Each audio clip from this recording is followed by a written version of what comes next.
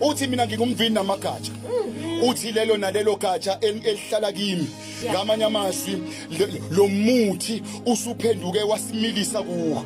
ngamanye amazwi wherever lasihamba khona sekuyishintshela isimo ngathi ngamanye amazwi mangabe ukuthi lo Jesu wafika kuwe isimo siyayishintshela ungazange usicommand isimo siyayishintshela ungazange usikhuze kunesimo esikasadinga ukuthi usikhuze empilweni yakho wena mila kulomuthi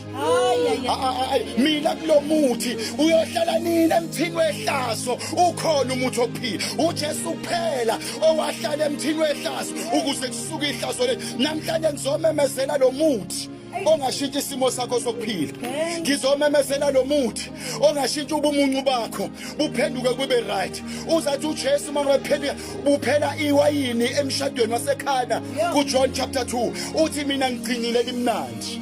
kwaze kwaba kalokho ngamanye amazwi no matter noma ningaphele limnandi kodwa yena ugcinile limnandi no matter noma kuthiwa lisekho ke muncu impilo yakho ibikade ibukeka imnandi ngoba lithi izwi likaNkulunkulu kunesimo esibukeka sisihle emehlweni omuntu kodwa isiphetho sakhona ukufa kubukeka ku right kodwa isiphetho uphela kwaleyo mpilo kodwa uJesu yena ugcinile elimnandi kuze kube kalokho ugcinile impilo engcono kuze kube lokho